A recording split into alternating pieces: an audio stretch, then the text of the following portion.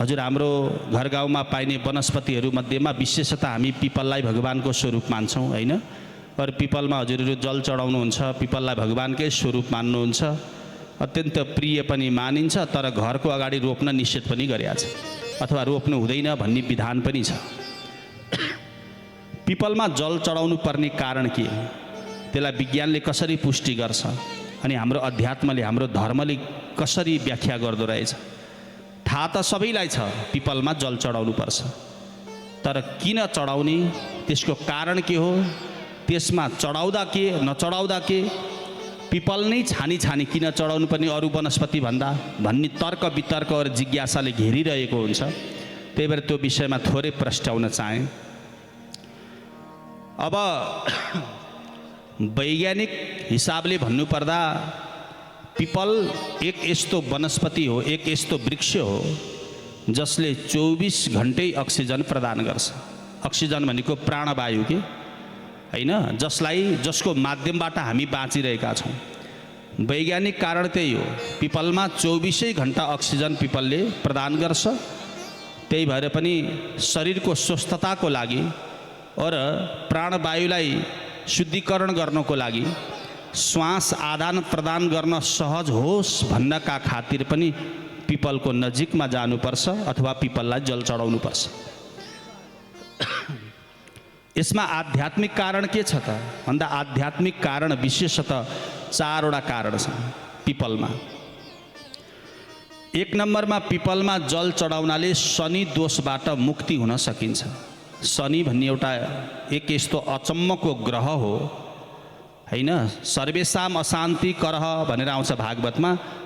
9वटा ग्रह मध्ये सबैभन्दा अलि अशान्ति कारक, अलि दुःख दिनेवाला ग्रहको रूपमा शनि ग्रहलाई लिइन्छ। हामी पांच भौतिक शरीर धारण गर्नेवाला तपाईँ हामी मनुष्य जति छौँ नि, यी सबै मनुष्य जो जतिखेर जहाँ जहिले जन्मिन्छन् प्रत्येकको शरीरमा नवग्रहको दृष्टि पर्छ। हजुर हाम्रो शरीरमा 9वटा ग्रहको दृष्टि पर्छ, किनभने यो गगनमा यो आकाशमा ती नवग्रह विचरण गरिरहेका हुन्छन्। संसारका हरेक प्राणीमा उनीहरूले आफ्नो दृष्टिपात गरिरहेका हुन्छन्, हरेक समयमा उनीहरूले हेरिरहेका हुन्छन्। फरक यति हो, कसैको लागि ग्रहहरू अनुकूल हुन्छन्, कसैको लागि प्रतिकूल हुन्छन्। प्रतिकूल भएको बेलामा ग्रहजन्य दोष हामीले भोग्नुपर्छ अनि हामीले दुःख पाउँछौँ।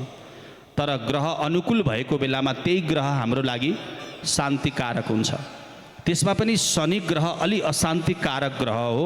त्यही भएर विशेषतः शनिबारको दिन र औँसीको दिन विशेषतः शनिदेव प्रसन्न हुनुहुन्छ।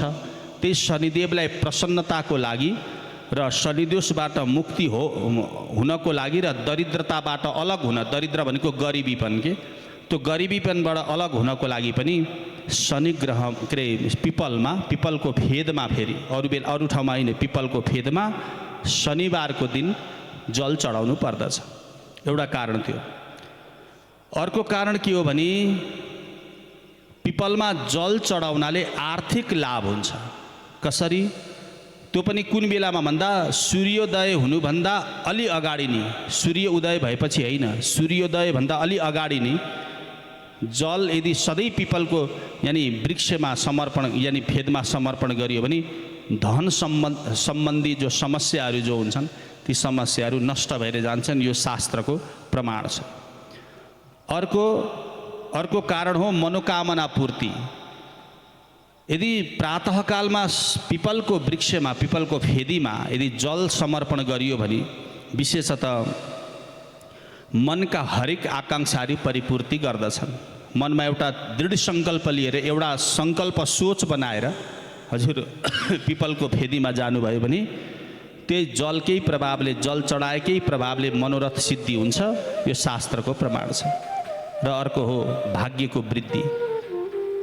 आफ्नो भाग्यलाई सौभाग्यमा परिणत गर्नको लागि और आफ्नो दुःखबाट अलगिएर सुखको अनुभूति गर्नको लागि पनि पिपलमा जल चढाउनु पर्दछ। अर्को कुरा, एकपल्ट समुद्रको मन्थन गर्ने क्रममा देवदानवले जब समुद्रको मन्थन गरे अनेक 14 प्रकारका रत्नहरू निक्लिए। त्यसमध्येमा लक्ष्मी पनि प्रकट भइन्। लक्ष्मी भनेको त धन हो, सम्पत्ति हो, होइन? लक्ष्मी प्रकट भएपछि लक्ष्मीलाई सबैले चाहे, तर लक्ष्मीले कसैलाई पनि चाहिन। सबैले प्रश्न गरे, लक्ष्मी तिमीलाई त सबैले चाहन्छन्, तिमी त कसैलाई चाहन्नौ त के हो? लक्ष्मीले भन्नुभयो, मलाई जसले चाहन्छ म त्यसलाई चाहन्न, तर जसलाई म चाहन्छु त्यसले चाहिँ मलाई चाहन्छ कि चाहँदैन थाहा छैन। सबले प्रश्न गरे, अनि तिमी कसलाई चाहन्छौ त? म त ऊ त पर क्षीर सागरमा शयन गरिरहेको नारायणलाई चाहन्छु। त गएर वरमाला लगाइदेऊ। लक्ष्मीले वरमाला लगाइदिन्, नारायणकी पत्नी बन्न सफल भइन्। त्यो दिनदेखि लक्ष्मी नारायणकी पत्नी बनिन्। त्यही भएर लक्ष्मी नारायण भन्छौँ नि हामी, होइन? लक्ष्मी भगवान्की पत्नीको रूपमा हामी मान्दछौँ। लक्ष्मी भनेको धन, धनलाई हर कसैले चाहँदो रहेछ। धनलाई, सम्पत्तिलाई नचाहनेवाला यो जगतमा कोही छैन, सबले चाहन्छन्। तर धनी त त्यो व्यक्ति हुन्छ जसलाई धनले पनि चाहनुपर्छ। लक्ष्मीलाई सबैले चाहे, तर लक्ष्मीले नारायणलाई चाहे। यसको मतलब के हो? नारायणको जस्तो शील स्वभाव और नारायणको जस्तो स्वभावलाई अपनाउन सक्नेवाला मनुष्यको पछाडि लक्ष्मी लाग्दछिन्, अथवा लक्ष्मीको पछाडि लागेर लक्ष्मी प्राप्ति हुने होइन। नारायण बन्ने अभ्यास गरियो भने लक्ष्मीलाई खोज्न कतै जानु परेन, लक्ष्मी आफै आइपुग्छिन्। अनि लक्ष्मी त नारायणकी पत्नी भइन्। त्यही समुद्रबाट फेरि मन्थन गर्ने क्रममा एउटा अर्को तत्त्व निक्ल्यो जसको नाम हो दरिद्रा। दरिद्रा भनेको गरिबी। गरिबी पनि निक्ल्यो। अब गरिबीलाई कसले चाहने? यो संसारमा गरिब हुनु कसलाई मन लाग्छ र, होइन? गली गलीमा भिक्षा मागेर हिँड्ने ती भिक्षुकलाई पनि गरिब बन्न त मन छैन। त्यही भएर दरिद्रतालाई सबैले तिरस्कार गरे, छिछि दूर दूर गरे, यता नआइज भनेर गाली गर्न थाले। बिचारी दरिद्र बडा दुखी भइन्, रुन लागिन्, सोच्न लागिन्। आखिरी त्यही समुद्रबाट प्रकट भएकी लक्ष्मी चाहिँ नारायणकी पत्नी बन्न पाउने, त्यही समुद्रबाट प्रकट भएकी म दरिद्रतालाई चाहिँ सबले तिरस्कार गर्ने, म पनि नारायणको चिन्तन गर्छु भनेर कठोर तपस्या गरिन् दरिद्रले। भगवान खुसी हुनुभयो। भगवानले भन्नुभयो, दरिद्र तिमीलाई के चाहिएको छ? दरिद्रले भनिन्, प्रभु हजुर सधैँ लक्ष्मीको साथमा लक्ष्मीपति बनेर बस्नुभएको छ, त्यही भएर म हजुरसँग वरदान माग्छु, म पनि हजुरकी दासी बन्न चाहन्छु, अर्थात् मेरो पतिदेवको रूपमा हजुर पनि रहनुहोस्। भगवानलाई पर्यो आपत। अब लक्ष्मीको पति त चलो म हुँदै हुँ, अब दरिद्रताको पति यदि म बने भने त सबले मलाई पनि फेरि छिछि गर्लान्, दूर दूर गर्लान्, होइन? भगवानले भन्नुभयो, चिन्ता नगर दरिद्र, जब म पृथ्वीमा पिपलको स्वरूप धारण गरेर यो धरतीमा आउँछु त्यतिखेर 7 दिनमध्ये 1 दिन म तिमीलाई समय दिन्छु, अर्थात् म तिम्रो पतिदेवको रूपमा रहन्छु। त्यही भएर भगवानले 7 दिनमध्ये 1 दिन, जसलाई हामी रविवार भन्छौँ, आइतबार भन्छौँ नि, आइतबार भगवान दरिद्रसँग रहनुहुन्छ। त्यही भएर आइतबार पिपलमा जल चढाउन निषेध गरेको छ शास्त्रले पनि, होइन? विशेषतः हामी शनिबार नै चयन गर्छौँ, गुरुहरूले नि भन्दा शनिबार चढाउनु नै भन्छौँ। बाँकी समय जतिखेर पनि त्यो पिपल, जुन पिपललाई ब्रह्मस्वरूप, विष्णु स्वरूप और महेश्वर स्वरूप पनि मानिन्छ, ब्रह्मा विष्णु र शिव तीनटै देवताको स्वरूप मानिन्छ।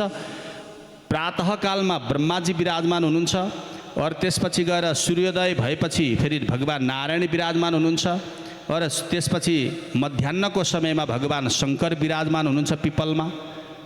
तसर्थ बाँकी 6 दिन भगवान लक्ष्मीको साथमा पिपलमा रहनुहुन्छ भने आइतबार चाहिँ दरिद्रताको साथमा रहनुहुन्छ। त्यही भएर आइतबार पिपलको नजिकमा रहनु हुँदैन। अर्को कुरा, अब घरको नजिक पनि पिपल लगाउन निषेध गरेको छ, होइन? अब वैज्ञानिक कारण त के छ भने पिपलबाट हर समय अक्सिजन प्रादुर्भाव हुन्छ, अक्सिजनको मात्रा वृद्धि हुन्छ, जसले गर्दा घरमा स्वस्थताको बदलामा अस्वस्थताको चाहिँ यानि रोगको प्रादुर्भाव हुन सक्छ। त्यही भएर पिपल घर नेरी नलगाउनु भन्छ क्या विज्ञानले पनि। हाम्रो अध्यात्मले पनि त्यही हो। सधैँ लक्ष्मीको बास नहुने हुनाले, दरिद्रताको पनि बास हुने हुनाले पिपल घरभन्दा अलि दूर, अलि टाढा लगाउनुपर्छ। तर वनस्पतिहरूमध्येको सर्वश्रेष्ठ वनस्पति पिपल हो। त्यही भएर पिपललाई भगवत स्वरूप मानेर आराधना गर्नुपर्छ र आफ्नो भाग्यलाई सौभाग्यमा परिणत गर्न पनि विशेषतः पिपलको वृक्षमा यानि फेदीमा जल समर्पण गर्नुपर्छ। यस्तो कारण हाम्रो शास्त्रले हरेक शास्त्रमा व्याख्या गरेको पाइन्छ। भक्तवत्सल भगवानको। अब आदरणीय भक्तजनहरू, आज मैले पिपलको विषयमा थोरै चर्चा गरेँ।